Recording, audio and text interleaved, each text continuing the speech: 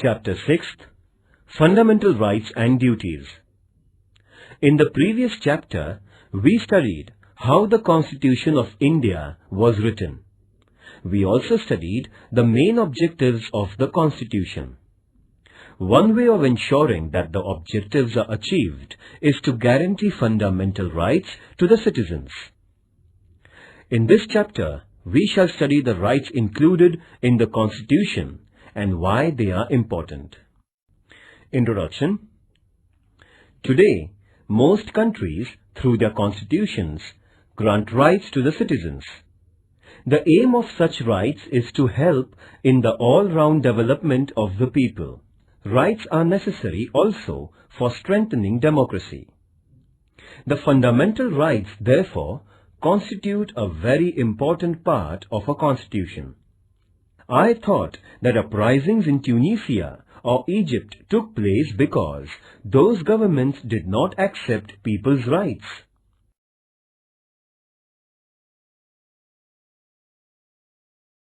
A. What is a right? When we say that a person has a right, we mean that the person can engage in a certain act and that others accept that behavior. Having a right also means that the person can expect specific behavior from other persons and from the government. Thus, rights can come into being only when other members of society and the government accept certain obligations. You must have seen that there is a silence zone near hospitals. This is a regulation local authorities declare that you cannot blow horns while passing through the silence zone.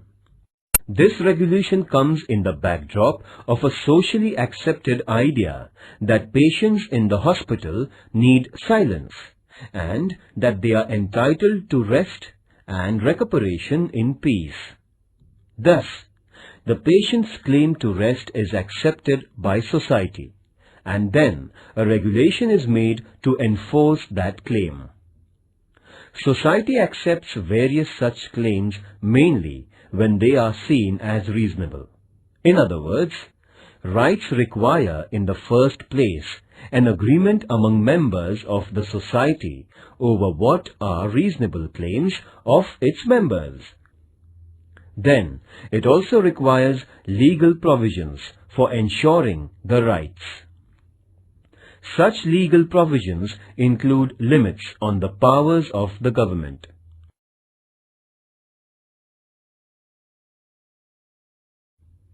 As you will learn later in Standard 10th, limits on the powers of government are seen as an important component of democracy. By agreeing to have limits on the government, a society ensures democratic government. When there are no limitations on government's powers, there is no democracy. I had heard of this word democracy, but did not know that it was related to rights. Must find out the rights of people in different democracies. When we say that we have freedom of speech, it means that other people around us also have the same right, and we all agree that we can freely express our opinions. Then, there must also be legal provisions for protecting the freedom of speech. There must be provision that police or any other government officers cannot unnecessarily restrict our right to express our views. In this sense, rights imply limitations on the powers of the government. By granting rights to citizens, governments agree to limit their powers. Read newspapers of 1 week. List the new items that are against the government or critical of the government or some leaders. What would happen if the government said that you cannot publish any news that is against the government or cannot publish news items that criticize the government? By allowing publication of news opposed to it, the government accepts certain limitations. This is also known as freedom of the press. This freedom is part of a freedom of speech.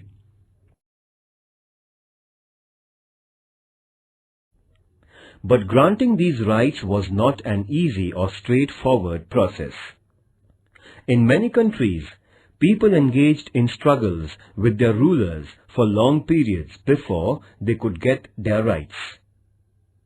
When the Constitution of the United States was written in 1787, the idea of rights also existed. But that Constitution originally did not mention any rights because makers of that Constitution felt that rights are already there and do not need mention in the Constitution.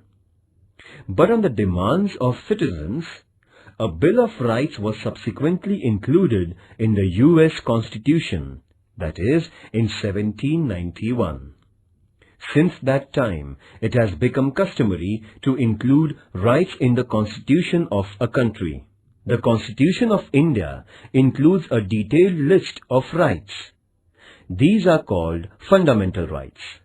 This means that these rights are of fundamental importance. They are so important that the government cannot take away these rights. Long back in 1215, the British monarch had to agree to some restrictions over the monarchical powers. This agreement is famous as the Magna Charta, a charter agreed by the king. Even after this, there were many struggles in England between the people and the monarch. Those struggles resulted into many more limits on the powers of the king or queen. Ultimately, these struggles led to democracy and acceptance of citizens' rights. In 1776, the American people declared their independence from England. That declaration is known as the Declaration of Independence, in which it was asserted that certain rights of human beings were inalienable, meaning that nobody could take those rights away. Similarly, the French Revolution of 1789 also underlined the importance of rights through the Declaration of Rights of Man and of the Citizens. The French Revolution led to abolition of the monarchy and the rise of democracy in France. In what way rights are related to democracy?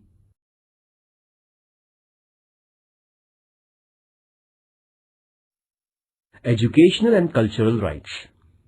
India is full of diversity. People in a country speak different languages, follow different religions, adopt different cultural practices, and celebrate different festivals. This is possible only when we do not force people to give up their own cultural practices and adopt the culture of the majority. In every part of the country, some cultural or linguistic groups will be in a minority. Do they have to follow the culture of the majority? Freedom means that minorities should be free to adopt and practice their own culture. The Constitution has guaranteed such cultural diversity by protecting educational and cultural rights of minorities. A group belonging to language-based minority or religious minority will have the right to protect its culture and to form educational institutions.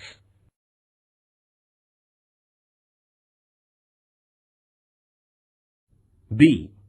Are fundamental rights mentioned in Indian Constitution. Even before India became independent, our leaders were aware that a future India must respect rights of citizens and that there must be a guarantee of those rights. When India was under British rule, Motilal Nehru, who was president of an all-party committee, demanded that the government must adopt a Bill of Rights, that is, in 1928. Before Motilal Nehru, Lokmanya Tilak had declared that Swaraj was my birthright. And before Lokmanya Tilak, Mahatma Phule had recognized the importance of education and equality as rights of human beings. These ideas form the origin of our rights today in free India. There is a separate part of the Constitution of India where fundamental rights are mentioned. These fundamental rights include liberty, equality, right against exploitation, right to freedom of religion, cultural and educational rights, and right to constitutional remedy.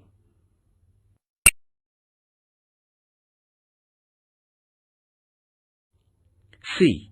Human rights. It is now internationally accepted that every human being has certain rights. These are described as human rights. It is also accepted now that human rights should be adopted and guaranteed by every country, and necessary mechanism for protection of human rights should be created. In the year 1948, the United Nations adopted the Universal Declaration of Human Rights, 10th December 1948. This day is celebrated every year as Human Rights Day. Later, in 1966, the General Assembly of United Nations adopted the International Covenant of Economic, Social and Cultural Rights, and many countries have signed that agreement. According to the international norm, India has created the National Human Rights Commission in 1993. The Universal Declaration of Human Rights lists many important rights. These include individual freedoms such as freedom of speech, movement, etc., right to equality, cultural rights, and freedom of religion. Besides this, Declaration also includes wide-ranging rights such as right to work, right to rest and leisure, right to education, etc. The purpose is to ensure a balanced development of every individual and ensuring equal worth of all persons. Dignity and justice for all of us, this is the motto of the Universal Declaration of Human Rights. Activity. Using Internet, find out countries that have adopted the Declaration of Human Rights. For information about the number of countries that have signed the International Covenant, access the UN website.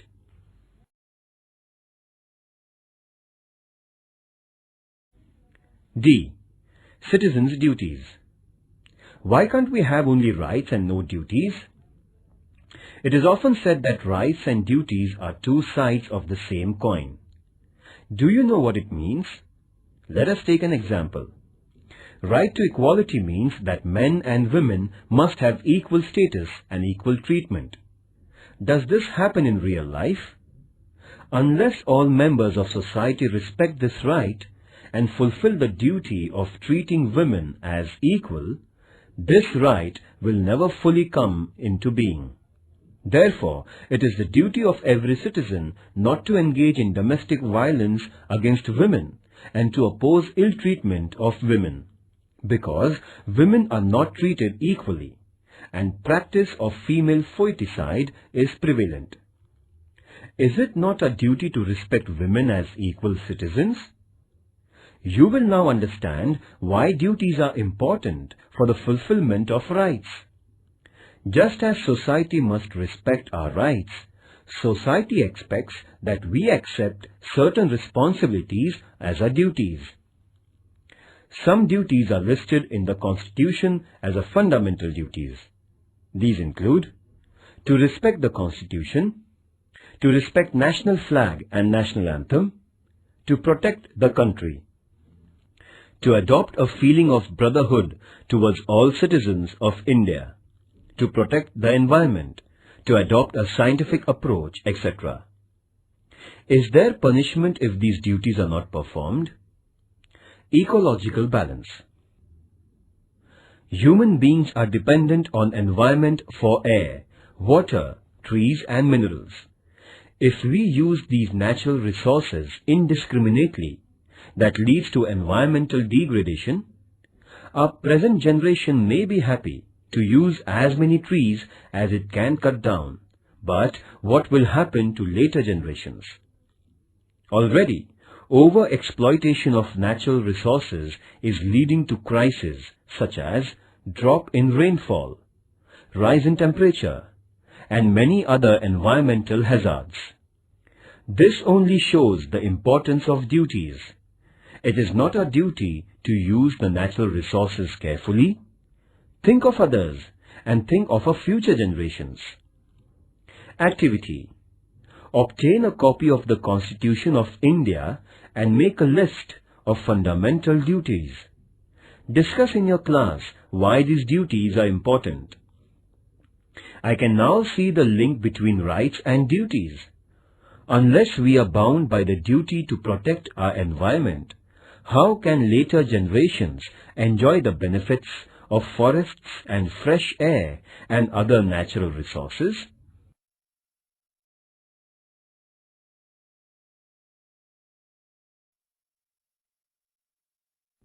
Right to equality. Democratic government means that the government is not arbitrary. It works according to rules and regulations. But what if rules were only applied to some people and not to some others? It would still be an arbitrary government. Therefore, there must be the same rules for everyone. This is the principle of equality before laws. Our Constitution guarantees that all persons will be treated equally by the government. Equality means that persons will not be treated differently just because of the gender, religion or caste, etc. Right to equality also means that everyone will get equal opportunities. Remember that there are many inequalities in our society, and to remove those inequalities is the objectives of our Constitution. Therefore, it is the responsibility of the government not only to treat all persons equally, but to implement policies that will bring equality in our social relations. You may have heard about reservation of seats in school and college admissions for women or persons of weaker sections. This is an example of government's efforts to bring equality. Right to equality does not mean only equal legal treatment. It also means that groups which are backward and traditionally discriminated against must get the opportunity to develop themselves and become equal in the true sense. Thus, right to equality puts a responsibility on the government to remove injustice and inequality.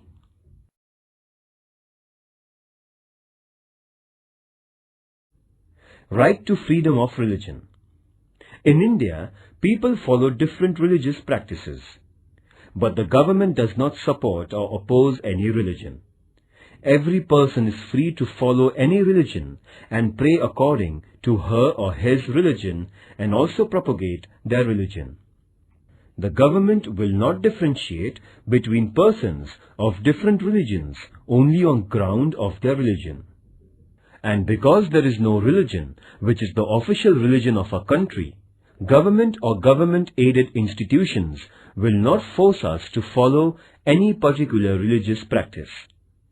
Government also does not itself preach any religion or give religious education in schools aided by it.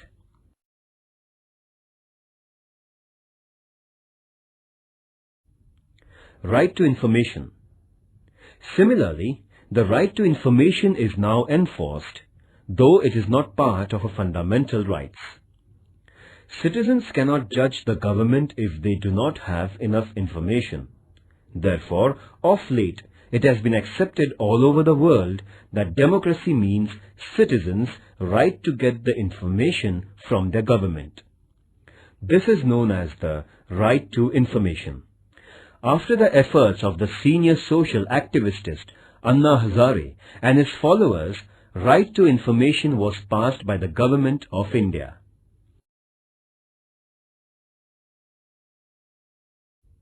Right to liberty. Right to life is one of the most important rights of the individual. Our Constitution guarantees this right. It means that even the government cannot take away our life or cannot arrest us without reason and without legal procedure. But merely a guarantee of life is not enough. As human beings, we want to live a meaningful life. We want to do things we like. We want to develop our personality, follow our hobbies, pursue our own interests. For this to become a reality, we need an assurance that there won't be unreasonable restrictions on our personal liberties. Freedom of speech is one of the most important personal liberties. Besides, we have the liberty to form associations and organize meetings. We also have the freedom to move freely in different parts of the country and reside anywhere in the country. And we have the freedom to undertake any profession or business of our liking.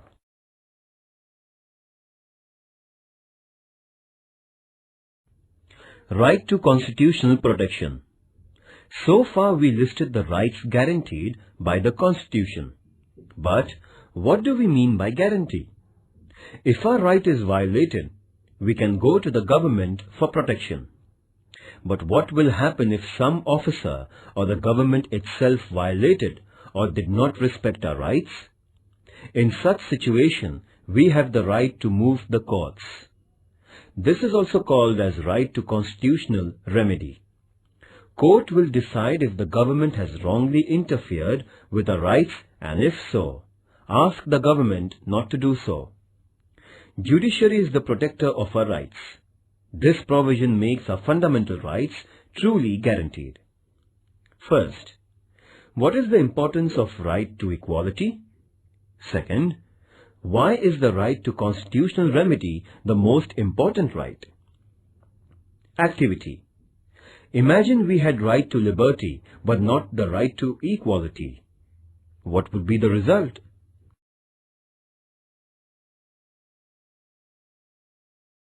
Right against exploitation.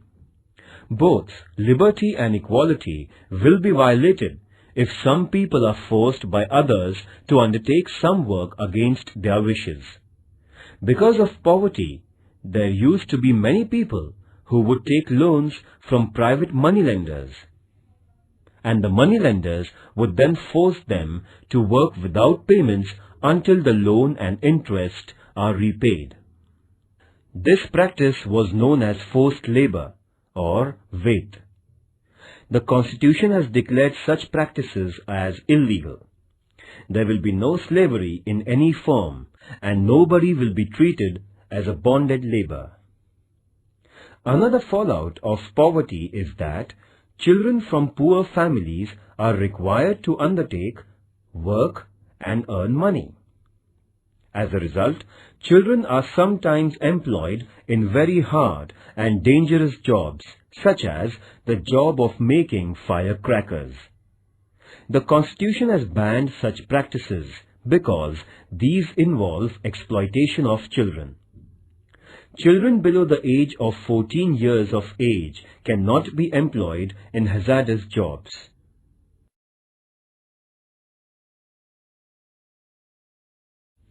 Positive and negative rights. Rights are necessary for our personal development. They are necessary also for the well-being of the society. Rights ensure that weaker and backward sections of society get opportunities to improve their condition. The right to equality is very important in this respect. Thus, some rights are limitations or restrictions on the powers of the government, while some rights mandate that the government adopts policies for the well-being of weaker and needy sections. In this sense, rights are responsibility of the government and the society to make sure that various services and facilities reach all sections. So, our rights are twofold. Some rights are restrictions on government, what the government cannot and should not be doing. Let us call them negative rights, because they tell us what the government should not do. On the other hand, some rights tell what the government should do. These are positive rights. Right to education, for instance, is a positive right. On the other hand, freedom of speech is a negative right, meaning that it states that government cannot put unreasonable restrictions on a freedom of speech.